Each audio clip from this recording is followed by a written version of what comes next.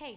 Hi, everybody. Shabbat Shalom. Shabbat Shalom. Shabbat Shalom. Shabbat Shalom. So this week's Torah portion is jam-packed. There is the story of Sodom and Gomorrah. There's Lot's wife. There's a lot of things happening.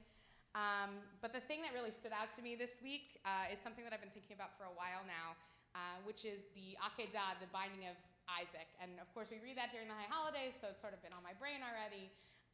So in that story, Isaac is told, take your son, your only son, the one that you love, up to the mountain to sacrifice him. First of all, there was a second son, so we're not going to talk about that, but let's be clear about that fact. But the one that you love is the first time the word ahava shows up in the Torah. There are many different ways in which love is expressed in our text. This is a chart that comes from Rabbi Elizabeth Dusker, who is been a great friend and been very helpful. But you see that there are 252 ways in which this word ahava shows up in the Torah. And you can see how it's broken down. You're commanded to love God 24 times. God's love for us is 32 times. Commanded to love in general. And then all other kinds of love, including love for the stranger, which is something we've been talking about a lot these days. And here's a pie chart, just in case this kind of chart doesn't work for you. You can have this kind of chart instead.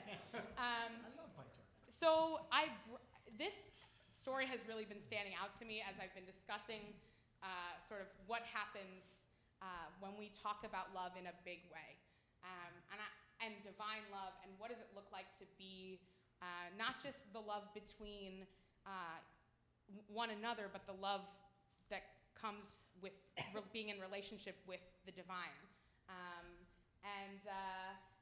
God gives Abraham in this moment this big love that he waited for 99 years to have this child. And then God asks him to make this supreme sacrifice, this sacrifice that Abraham is willing to make for his relationship with God. Abraham takes Isaac up to the mountain, and Isaac says, "Where's the ram, Dad?" And Abraham's like, "Don't worry about it. God's going to provide. It's going to be fine." And so when I think about what does it mean to really love big, right? It's not just love the people that look like you.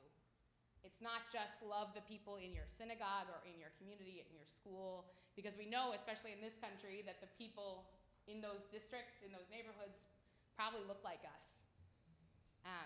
This is much more than that, right? This is the willingness to go out on a limb and put yourself on the line for something that is much greater than you are, right? And as we think about what divinity looks like, and what it means to fall into that sort of divine love, it means developing that divinity within each of our relationships, right? Looking somebody face to face, panim al panim, and seeing them for who they are and loving them through it or for it.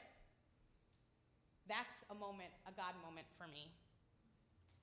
And I think if we act from that place of love, if we look at each human being, we don't see, just who they are on the outside, but we look for who they are on the inside, where their God spark is, that allows us to be free in our relationships, which allows us to live in joy and love and freedom.